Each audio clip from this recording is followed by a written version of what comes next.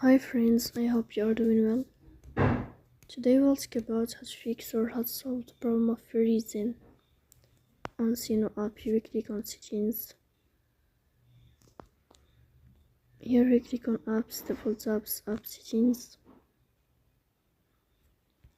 When above you will search about Suno app.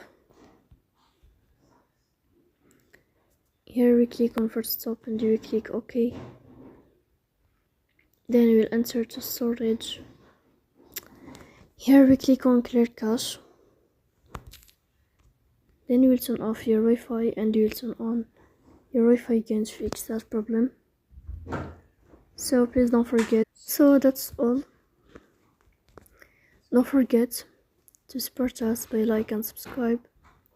See you next time in another video, and thank you for your watching and your attention.